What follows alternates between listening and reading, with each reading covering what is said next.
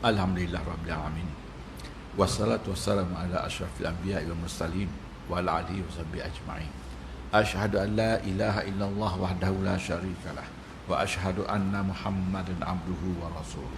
Ya ayyuhalladzina amanu taqullaha haqqa tuqatih wa la tamutunna illa wa antum muslimun. Ya ayyuhalladzina amanu taqullaha wa qulu qawlan sadida wa yuslih lakum a'malakum wa yaghfir lakum dzunubakum wa man yuti'illah wa rasulah faqad faza fawzan azima. Amma ba'd, fa inna asdaqal hadits kitabullah wa khairal hadi Muhammad sallallahu alaihi wasallam wa syarrul umuri muhdatsatuha wa kullu muhdatsatin bid'ah wa kullu bid'atin dalalah wa kullu dalalatin finnar. Yang berusaha Tuan Nazim Masjid Timbalan, Setiausaha Bandahri dan para AJK yang dimuliakan, yang dihormati, imam yang memimpin solat kita sebentar tadi dan juga yang mendoakan kesejahteraan kita tadi, dan juga Bilal yang menyeru kita hadir ke masjid ini, dan juga Siak yang menyusun saf solat. Seterusnya hadirin hadirat, mukminin mukminat yang dikasihi Allah, Assalamualaikum warahmatullahi wabarakatuh. Pertamanya bersyukurlah kita kepada Allah Taala kerana diberi hidayat untuk kita sampai di masjid ini. Datang ke masjid itu adalah anugerah daripada Allah SWT. Kerana pada masa yang sama, bukan semua dapat hadir. Yang dapat hadir itu adalah anugerah daripada Allah SWT. Bersyukurlah. La in syakartum la azidannakum. Kalau kita bersyukur, Allah tambah lagi. InsyaAllah besok, lusa, tulak, latang, kita boleh datang lagi. InsyaAllah itu adalah kehendak Allah SWT dan hidayah Allah dan anugerah Allah. Bersyukur juga dapat bertemu tuan-tuan setelah sebulan berlalu, dan kita pun telah menyambut Hari Raya. Saya ucapkan selamat Hari Raya semua dan selamat berpuasa Syawal. Pada petang ini, tajuk pada petang ini kita sambung tajuk yang lalu yang tertangguh apabila kita menyambut Ramadan. Tajuknya ialah tajuk yang ke-60. Tajuknya ialah yang dapat perkara yang dapat menyelamatkan orang mukmin dari huru-hara, fitnah dan seksa kubur. Buku tuan muka surat 243. Maksudnya ada beberapa perkara. Perkara ini secara khususi. Sebenarnya banyak perkara yang melamatkan kita daripada huru-hara seksa kubur ni banyak. Tapi disebut tidak secara khusus seperti yang kita akan baca seperti Imam Qurtubi sebut daripada hadis-hadis yang sahih. Ada beberapa perkara, jadi perkara ini disebut oleh Imam Qurtubi lebih khusus sedikit, yang dapat menyelamatkan kita ini daripada huru-hara, fitnah dan seksa kubur. Huru-hara seksa kubur itu ialah pertanyaan, fitnah seksa kubur itu ialah pertanyaan munkar dan nakir, dan juga seksa kubur. Itu fitnah kubur. Huru-hara kubur itu ialah selepas seseorang itu mendapat kesesaan kerana tidak dapat menjawab dengan mantap, atau tak dapat menjawab soalan munkar dan nakir. Dan ada perkara yang menyelamatkan kita dan kita pun terselamat daripada seksa kubur. Seksa kubur itulah pukulan daripada malaikat munkar dan nakir, pukulan daripada malaikat yang lain, ada bisu, ada tuli, ada buta, dan juga himpitan kubur, dan juga gigitan binatang. Itu seksa kubur. Yang selalu kita ingat seksa kubur, pukulan dan juga gigitan dan juga himpitan kubur itu sendiri. Kubur diberi kuasa oleh Allah untuk menghimpit kita, patah remuk tulang rusuk kita rapat, kerana seseorang itu derhaka kepada Allah semasa hidup. Dan dalam kubur itu dia tak boleh buat apa lagi seorang-seorang. Siapa yang ada? La ilaha illallah. Itu doa kubur. Allahumma inni a'udzubika min azabil qabr. La ilaha illa ant. Tidak ada Tuhan yang lain disembah. Allah saja ketika itu. Ketika itu siapa lagi yang ada? Yang ada. Kalaulah kita ada bekalan, kita boleh selamat. Ini yang disebut secara khusus. Perkara yang dimaksudkan itu yang dapat menyelamatkan kita dalam kubur nanti, iaitu huru-hara, fitnah dalam kubur itu ada 5. Ada 5 perkara yang dapat menyelamatkan orang mukmin dari huru-hara, fitnah dan siksa kubur. Yang pertamanya adalah ar-ribat. Ar-ribat itu ialah pengawal sempadan. Orang yang mengawal sempadan, bersiap sedia mengawal sempadan daripada dicerobohi musuh. Itu yang pertama. Yang keduanya disebut di sini, yang keduanya ialah orang yang mati syahid. Orang yang mati syahid disebut di sini ialah orang yang mati syahid. Yang ketiga ialah orang yang mengamal surah Al-Mulk. Sebab itu masjid-masjid sekarang ni banyak mengamalkan surah Al-Mulk selepas solat Isyak. Jadi pertama, ar-ribat, orang pengawal sempadan, bersiap sedia berkorban diri untuk jaga sempadan. Yang keduanya ialah orang mati syahid. Yang tiga, orang yang mengamal surah Al-Mulk. Yang keempatnya ialah orang yang keempat di sini disebut ialah orang yang kerana mati syahid. Yang ketiga tadi ialah yang kedua tadi ialah orang yang syahid. Yang ketiga orang yang mengamal surah Al-Mulk. Yang keempat ialah orang yang syahid peperangan. Yang kelima ialah orang yang meninggal pada malam Jumaat ataupun pada pagi Jumaat, pada hari Jumaat atau malam Jumaat. Orang yang meninggal pada macam itu yang disebut. Cuma yang keempat itu kita akan terangkan. Mari kita akan lihat satu persatu. Yang pertama dahulu iaitu ar-ribat. Ar-ribat itu apa itu ar-ribat? Ar-ribat ialah orang yang sentiasa bersiap sedia menjaga pencoblohan musuh di sempadan. Mereka berkorban diri. Kerana ar-ribat ini wujud di zaman Nabi sallallahu alaihi wasallam. Disebut pasukan sirri. Nabi ada pasukan ar-ribat. Nabi di kota Madinah. Dan Nabi hantar peninjau di sempadan. Dia itu dipanggil pejuang asiri. Itu ar-ribat. Maknanya Nabi hantar tentera di sempadan dalam kumpulan kecil. Kerana untuk mengetahui pergerakan musuh yang datang. Ketika berlaku perang Badar, siapa yang tahu maklumat ini? Ar-ribat dahulu. Yang tahu. Dan pasukan sirri ini memberitahu Nabi sallallahu alaihi wasallam. Dan Nabi minta sekat tapi terlepas. Dan ketika pulang terlepas. Sebab Nabi bukan nak berperang. Nabi bukan nak cari berperang. Nabi nak jaga selamat. Tetapi pasukan Abu Sufyan selamat. Dia tak mau berperang dengan Nabi. Sebab Abu Sufyan ni cerdik. Abu Sufyan ni tak akan berperang dengan Nabi. Dia tahu dia akan kalah.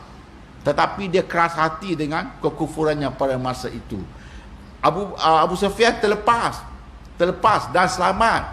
Dan ketika dia nak melintas pasukan Nabi ini, Abu Sufyan dia minta bantuan daripada Mekah. Daripada Mekah ini datangnya tentera Abu Jahal.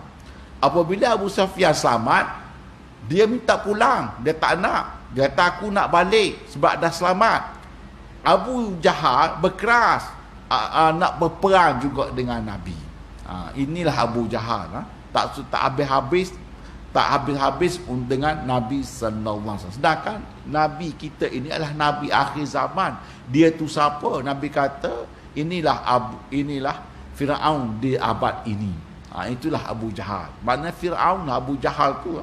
Itu pasukan balik kepada sini. Itulah makna orang yang menjaga sempadan.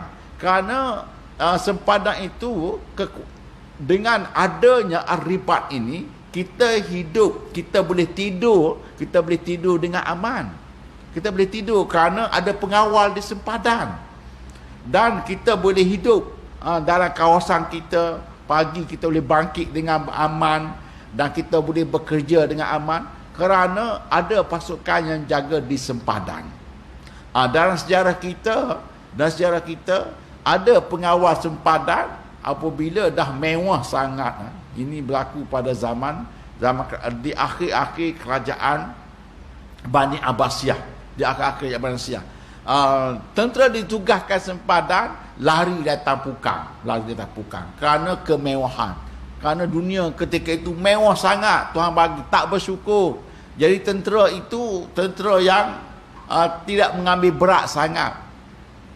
Maknanya rela lari. Apabila tentera Mongol datang, tentera Mongolia tu datang, mereka lari, tidak ada pengawal sempadan. Jadi kalahlah tentera Islam. Kota Baghdad hancur lebur. Sungai Dajlah dan Sungai Furat jadi hitam kerana kitab-kitab dicampak dalam sungai, jadi hitam sungai selama 3 tahun kerana dakwah cetak tadi ya. Dakwah cetak tadi menghitamkan sungai selama 3 tahun. Barulah air itu kembali, baru nak jernih kembali. Itu dahsyatnya serangan daripada Mongolia pada ketika itu. Dan ada ulama mengatakan itulah Dajjal yang itulah Yajuj Majuj yang keluar. Wallahu alam, betul atau tidak Yajuj Majuj, wallahu alam. Itu dia kata, kalaulah tentera sempadan, orang yang ribat ini kalaulah tak kuat, itulah yang akan jadi. Jadi ribat yang disebut di sini, yang sanggup berkorban, sanggup mati syahid, mereka tak tidur jaga sempadan. Mereka tak tidur. Jadi amalan mereka jaga kerana Allah tadi, kerana negara Islam tadi, amalan mereka itu tak putus. Tak putus, walaupun mereka berhenti ke, walaupun mereka mati ke, pada itu tetap berjalan seperti dak pencing daripada Allah Subhanahu Wa Taala. Jadi kita ni ambil sebaik-baiknya nanti, biarlah kita dapat pencing daripada Allah. Kalau tuan-tuan nak lihat pencing daripada Allah, buka tafsir Ar-Rahman surah Wat-Tin wa Zaitun sampai ayat illal ladzina amanu wa amilus solihat, kecuali orang yang beriman dan beramal soleh, pahala yang tak putus-putus. Di situ ada tafsirannya dengan jelas apa yang dimaksudkan pahala putus, itu pencing daripada Allah Taala. Walaupun dah mati, pahala berjalan. Kitab pahala itu berjalan, masuk walaupun dah mati. Seperti disebut apabila kita mati ada perkara yang tak putus, iaitu sedekah jariah. Begitu juga dengan ar-ribat ini. Orang yang bekerja menjaga pengawal sempadan ini, pahala dia seperti sedekah itu tadi. Pahala seperti sedekah. Dan dia lebih istimewa di sini ialah orang yang selamat daripada seksa kubur, fitnah kubur dan juga huru-hara kubur. Yang pertama disebut ialah Nabi SAW pernah bersabda, barang siapa bersiap siaga, bersiap selama sehari semalam itu lebih baik, maknanya ribat, menjaga sempadan itu sehari semalam itu lebih baik daripada puasa dan salat malam sebulan. Apabila ia meninggal dunia, ia masih mendapat pahala dari amal yang pernah dilakukan, dibalas rezekinya dan selamat daripada berbagai macam fitnah. Seperti sedekah tadilah yang tak putus. Jadi orang yang anggota keselamatan, kita sebut anggota keselamatan, tapi kalau kita nak detail lagi lah tentera, polis hutan, polis, custom, immigration, apa lagi yang jaga sempadan keamanan, banyak kerja lillahi ta'ala. Tetapi mereka juga banyak daripada ancaman musuh secara berhadapan. Kalau tentera musuh secara hadapan, kalau tentera kuat, macam-macam akan berlaku. Seperti berlaku di Ukraine. Kalau dah pengawal itu kuat, mereka bertahan. Mereka akan bertahan. Sampai hari ini mereka bertahan. Walaupun Rusia itu terkenal dengan pasukan yang terkuat di dunia. Rusia ini pasukan nombor 1 terkuat di dunia. Pernah nombor 1 di dunia. Berapa lama pasukan tentera terkuat di dunia? Nombor 1. Tetapi kalau dah tentera Islam, dia tak kisah pun, dia rela mati syahid. Inilah ribat. Jadi kalau kita lihat daripada hadis ini, memanglah dia ini orang yang sanggup kerana nak jaga keselamatan kita ni, nak jaga keselamatan kita. Sehari semalam lebih baik dia kata sini, lebih baik daripada amal yang dilakukan, lebih baik daripada solat malam sebulan. Apabila dia meninggal dunia, pada itu berjalan seperti mana dia bertugas. Katakan dia bertugas hari ni, pahalanya dapatlah 100 pahala kerana berjaga dengan sepenuhnya kerana Allah dan juga agama Allah. Dan apabila dia wafat, tetap masuk dalam kantoinya, tetap masuk pahala itu, masuk ditulis sampailah ia dibangkitkan. Itu ar-ribat istimewanya. Jadi menjadi tentera, menjadi polis, menjadi pegawai-pegawai di sempadan ini peluang untuk kita meraih keberkatan ini, peluang untuk kita meraih keselamatan, kesejahteraan kita di kubur nanti. Besar pahalanya, terlalu besar sehingga tak putus-putus walaupun dah mati. Bersiap siaga, di sini disebut bersiap siaga. Bersiap siaga menjaga sempadan itu adalah amal paling utama dan pahalanya tetap mengalir setelah ia meninggal dunia. Sebagaimana yang diterangkan dalam hadis Al-Ala bin Abdul Rahman daripada Abu Hurairah bahawa Nabi bersabda, apabila seseorang meninggal dunia, terputuslah amalnya kecuali 3 hal. Makna itu selalu kita sebutlah, iaitu sedekah jariah, ilmu yang memanfaatkannya, dan anak yang soleh mendoakannya. Sebenarnya ada adalah hadis-hadis lain yang sebut selain daripada 3 perkara ini. 3 perkara itu adalah asas kepada kita umum ni. Kita bukan tentera, kita bukan polis, kita bukan ahli pengawal keselamatan. 3 ini semuanya akan dapat, tak kira sesiapa.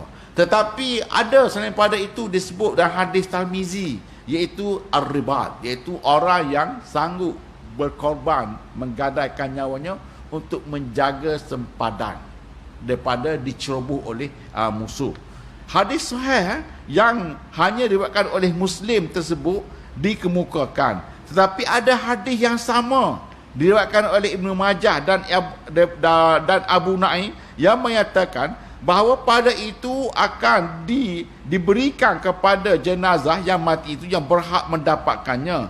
Jadi hal itu sama seperti sedekah jariah, ilmu yang manfaat, dan anak soleh mendoakan orang tuanya. Pahala ribat, piala orang yang menjaga sempadan tadi terus dilipat gandakan orang yang bersangkutan sampai hari kiamat kelak. Katakan bertugas di sempadan 5 tahun, kemudian pencen 5 tahun. Selepas dia tidak bertugas, kembali kepada kampung halaman kerana dah habis pencen, pahalanya tetap berjalan. Pahala dia menjaga di sempadan tetap berjalan. Sampai bila? Sampailah kiamat. Sepertilah sedekah jariah yang tak putus itu tadi. Inilah ribat. Itu berdasarkan keikhlasan. Keikhlasan. Sebab di sempadan berbagai-bagai berlaku cubaan. Seperti pernah berlaku perang Mesir dan Israel. Tentera Mesir di sempadan. Bagai-bagai ujian mereka di sempadan Israel dahulu, iaitu ialah musuh-musuh Islam tawarkan perempuan kepada tentera Mesir dahulu, macam-macam, tawarkan keuangan, tetapi itu berdasarkan kepada ikhlasan. Kalaulah lillahi ta'ala, itu semua dunia semata-mata, kerana mereka ini tulang, mereka ini tunjang. Nabi sendiri pun ada pasukan ribat, yang terkenal, dan Nabi sendiri pernah menyertai pasukan peninjau ini untuk melihat kawasan sempadan. Mereka ini tak tidur malam mereka ini kerana jaga keselamatan negara yang ditubuhkan oleh Nabi sendiri, yang telah dijanakan Nabi sendiri, iaitu kota Madinah pada masa itu. Dan perkara sama juga, tak kira Malaysia, Indonesia, Brunei dan semua negara ada pasukan ribat, pasukan di sempadan. Cuma ya berlainan agama. Kalau kita pasukan itu, pasukan Itu adalah yang mulia di sisi Allah kerana pahalanya berterusan. Walaupun mereka berhenti kerja ataupun mereka dah mati pun, pahala tetap mengalir. Itulah bersiap siaga untuk menjaga keselamatan. Jadi untunglah sesiapa yang bertugas secara khusus menjaga di sempadan. Kebiasaannya kita sebut anggota keselamatan lah kita sebut. Walaupun kita tidak anggota keselamatan, adakah kita boleh bertugas? Boleh, sampai kalau maklumat. Kalaulah kita di sempadan, apa-apa maklumat yang kita lihat, sampailah kepada pengawal keselamatan. Kita pun tak tidur juga. Bermakna kita pun sama juga seperti mereka. Itu atas kehendak dan usaha masing-masing. Pasukan keselamatan pun kadang-kadang dia pun memerlukan bantuan daripada orang ramai untuk dapatkan maklumat. Maknanya peluang itu boleh kepada sesiapa saja yang berada di sempadan ataupun yang sentiasa mengambil berat keselamatan negara. Sebab negara ini serangan akan berlaku daripada udara dan juga daripada laut. Laut yang kapal selam, udara kapal terbang, ataupun mereka boleh petik saja peluru berpandu itu boleh sampai di mana-mana. Itu kekuatan mereka, dan kekuatan kita ada sendiri. Kekuatan kita sebenarnya, kekuatan kita ini sebenarnya Allah sediakan tentera kepada kita daripada langit. Ada. Kita ini ada tentera daripada langit. Walillahi junudus samawati wal ard wa kana Allahu azizan hakima. Jadi bagaimana tentera itu akan turun kepada kita bergantung sejauh mana kita dekat dengan Allah. Sejauh mana. Dan tentera langit ini pernah turun kepada Nabi dan perang Badar. Pernah turun. Istaqulu lil mu'minin alan yakfiyakum ayyumiddakum rabbukum bisalasati alafim minal malaikati munzalin. Tentera Allah pernah turun kepada Nabi dan perang Badar. Pernah turun. Siapa boleh mengalahkan tentera Allah ini? Tak ada sesiapa pun boleh kalahkan. Datanglah secanggih mana peralatan pun, tak mungkin tentera Allah ini kalah. Sebab dia tentera Allah. Mana boleh tentera Allah kalah? Tentera Allah kalah. Jadi sejauh mana kita ini dekat dengan Allah, nak dapatkan bantuan tentera itu, terserahlah kepada kita. Kita lihatlah diri kita. Adakah kita dah dekat sangat dengan Allah sehingga dah orang pun tanya, mata nasrullah ala inna nasrullahi qarib. Allah kata, dia tanya, bilakah datang pertolongan Allah? Allah jawab, bukankah pertolongan itu dekat kepada kamu? Maknanya kita ini terancam oleh musuh. Musuh tak tidur malam tengok kita, lihat kita. Walan tarda ankal yahudu walan nasara. Musuh ini tak tidur malam. Bila-bila masa kita akan diserang. Seperti di negara-negara lain. Di India baru-baru ini, sambil menyambut perayaan, mereka serang orang Islam. Itu di India. Yang kita selalu dengar bagaimana Islam di Uyghur, di China diserang, dihapus. Itu orang Islam di kawasan lain. Kita di Malaysia ini, adakah kita tak terancam? Jangan sangka tak terancam. Musuh kita semua ada di sekeliling musuh kita. Bila-bila masa perkara ini akan berlaku, seperti berlakunya di Ukraine, itu bukan sesama mereka, bukan daripada Islam. Apatah lagi dengan kita ini, Nabi pun ada sebut, di akhir zaman musuh itu akan datang meronyokkan kita seperti serigala membaham mangsanya. Nabi sebut. Sebab orang Islam, orang musuh ini tak pernah reda dengan kita, tak pernah senang dengan kita. Walaupun kita dah lemah pun, mereka masih lagi tak senang. Kerana itulah penyakit yang ada pada mereka yang tak senang dengan kita. Balik kepada al-ribat ini, iaitu yang bersiap siaga menjaga kawasan di sempadan. Diriwayatkan oleh Tirmizi dari Fudalah bin Ubaid bahawa Rasulullah sallallahu alaihi wasallam bersabda, setiap mayat akan mengakhir amalnya kecuali orang yang mati dalam keadaan bersiap sedia pada jalan Allah, kerana amalnya akan terus berkembang sampai hari kiamat dan ia aman dari fitnah kubur. Menurut Tirmizi, hadis ini hasan, hadis ini sahih. Hadis ini sama juga diriwayatkan oleh Abu Dawud, yang mana dalam hadis Abu Dawud ada sebutannya ia akan aman dari 2 malaikat kubur. Dalam hadis Tirmizi ada sebut selamat daripada fitnah kubur. Dalam hadis Abu Dawud sebut selamat daripada 2 malaikat kubur. Siapa? Itu ar-ribat, orang yang bersiap sedia menjaga sempadan negara.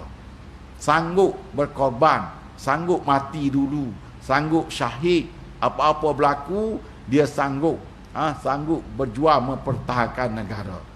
Dan pahalanya sampai hari kiamat, walaupun dia dah mati, seperti amal jariah tadi. Inilah kelebihan orang yang bersiap sedia berjuang pada jalan Allah SWT. Berkembang pahala tadi bererti dilipat gandakan terus menerus tanpa henti oleh alasan apa-apa pun. Walaupun dia dalam kubur, pahala berjalan. Dalam seperti saya sebut tadi, dan surah Watin wa Zaitun, tafsir Rahman ada sebut apakah maksud pahala tak putus-putus. Maksud pahala tak putus seperti tadi, seperti sedekah jariah tadi, ya.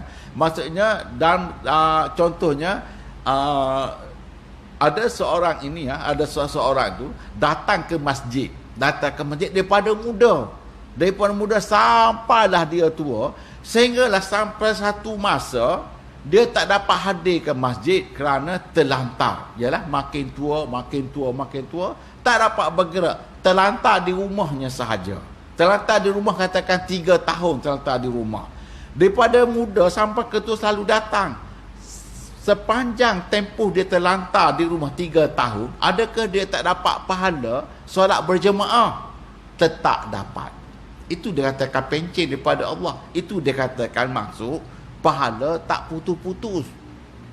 Ilal ladzina amanu wa amilus solihat falahum ajrun ghairu mamnun. Pahala yang tak putus-putus. 3 tahun terlantar di rumah, duduk aja di rumah terlantar atas katil 3 tahun. Hari-hari pahala salat zuhur dapat seperti pahala berjemaah. Asar nanti dapat pahala solat berjemaah di masjid. Itu pahala tak putus. Apabila dia wafat, apabila dia mati, masuklah dalam kubur, dia tetap dapat pahala hariannya seperti mana dia solat di masjid.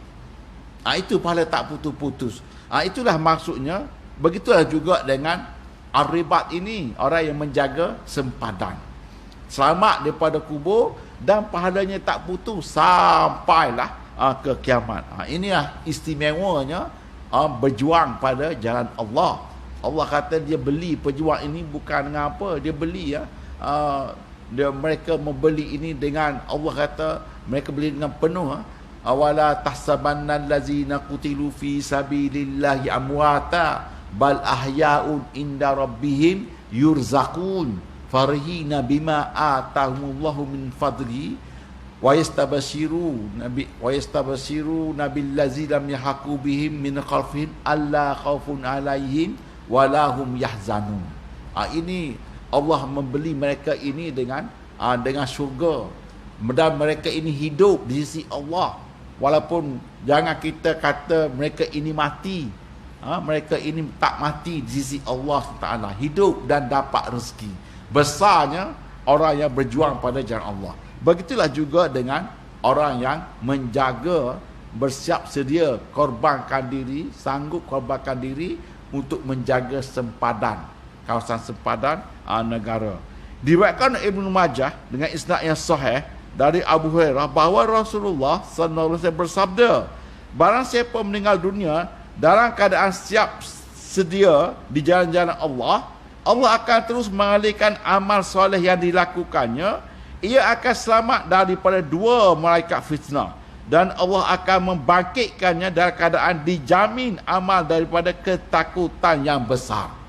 Ini orang yang bersiap sedia menjaga sempadan, termasuklah orang yang menjaga sempadan tadi. Maknanya dia dikira orang yang berjuang pada jalan Allah. Mana orang yang berjuang pada Allah ini aman daripada malaikat kubur, aman daripada fitnah dua malaikat penyeksa ataupun dua malaikat yang akan datang kepadanya, yang mendatang dengan penuh ujian. Dalam kubur itu sentiasa aman. Tetapi dia bukan mati syahid. Sebab orang mati syahid ini jasadnya dikubur, tetapi mereka ini berada di sisi Allah. Seperti juga dengan Nabi-Nabi Allah. Nabi-Nabi Allah ini berada di sisi Allah. Walaupun mereka ini dimakamkan, tetapi mereka tapi Nabi-Nabi ini ada di sisi Allah. Dan di sisi Allah saja, dan itu adalah sisi Allah. Kita tak tahu bagaimana sisi Allah. Tapi orang mati syahid pun sama. Dan adakah orang mati syahid ini melalui seperti kita berhadapan ujian dengan muka nakir? Orang mati syahid pun dia terus di sisi Allah. Dia tak ada melalui seperti kita. Begitu juga orang yang jaga sempadan. Orang yang jaga sempadan, dia tak mati syahid. Dia tak mati syahid. Dia pernah bertugas, bersiap sedia di sempadan, tapi tak mati syahid. Kalau dia mati seperti kita, tetapi oleh kerana dia pernah bersiap sedia mengobarkan diri untuk keselamatan kita semua, apabila dia diwafatkan, dia selamat daripada huru-hara kubur, selamat daripada dua malaikat penyeksa kubur. Semuanya aman damai kepadanya. Aman damai. Inilah kelebihan ar-ribat. Ar-ribat itu, saya sebut ar-ribat kerana dalam istilahnya, dalam buku itu ditulis ar-ribat, orang yang siap sedia pada jalan Allah, iaitu menjaga sempadan negara. Sempadan negara. Kerana mereka ini kalau nak kira berapa saja keduniaan, berapa saja yang diupah kepadanya. Kalau zaman Nabi sukarela, pasukan Syria ini sukarela. Syria pada zaman Nabi, pasukan Syria ini sukarela. Kalau zaman sekarang mungkinlah ada kemudahan dan imbuhan, tetapi dengan gaji yang mereka terima, dengan tugas yang dibebankan, adakah sama berbalu dengan tugas? Kalau nak kira berapa sahaja, tapi gadai nyawa, tingginya kerja ini, dan di sisi Allah pun Allah kira tinggi darjat mereka ini, tinggi. Bermakna sesiapa yang berpeluang jadi anggota keselamatan di sempadan, maknanya itu peluang kepadanya untuk beramal soleh yang tinggi darjatnya di sisi Allah, yang mana mereka ini dikira orang yang selamat daripada azab kubur, selamat daripada fitnah kubur, selamat huru-hara kubur, pahalanya sentiasa mengalir sampailah ke kiamat. Kerana mereka ini apa-apa kalau musuh datang, mereka akan berhadapan dengan mereka terlebih dahulu. Mereka akan pertahankan kita semua, mempertahankan dia meninggal, tapi berapa ramai yang dapat hidup aman, berapa ramai yang dapat hidup aman kerana dia seorang ini. Itulah pahlawan sebenarnya dalam Islam, yang sanggup berjuang sampai bila-bila. Dalam hadis tadi, dalam hadis ini syarat kedua tadi disebut di sini. Dalam hadis ini yang disebut tadi, setiap amal terputus pemiliknya, begitu juga meninggal dunia, kecuali yang bersiap sedia pada jalan Allah. Kerana amalnya terus berkembang dan rezekinya akan terus mengalir sampai hari perhitungan amal. Inilah kelebihan orang yang bersiap sedia pada jalan Allah. Dalam hadis ini dan hadis yang pertama tadi, hadis tadi, ada syarat kedua, yakni meninggal dalam keadaan bersiap siaga. Bersiap siaga itu ialah pasukan yang bersiap sedia mempertahankan negara daripada dicerobohi musuh di sempadan. Itu maksudnya dalam hadis ini. Diriwayatkan lagi daripada An-Nasai, daripada Ahmad, daripada Hakim bin Osman bin Affan, bahawa ia pernah mendengar Rasulullah SAW bersabda, barang siapa bersiap sedia semalam pada jalan Allah, maka ia seperti mendapatkan pahala berpuasa dan solat sunat selama 1000 malam. Hadis ini tak dinyatakan sahih ataupun statusnya, tetapi itu adalah amalan dan galakan kepada kita supaya sentiasa menjaga negara kita daripada dicerobohi musuh. Sebab kalaulah negara itu jatuh kepada musuh, apa akan berlaku? Hilang semua. Masjid boleh tentu lagi boleh dibuka. Nak hidup secara yang kita nikmati sekarang, adakah dapat senang-senang? Bukan senang untuk kita menikmati Islam, nak datang masjid, nak puasa, seperti berlaku di negara-negara orang Islam, di negara orang-orang kafir dahulu. Bagaimana mereka hidup?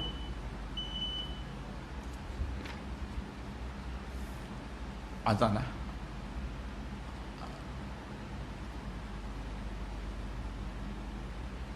Selepas kita baca satu hadis lagi ya.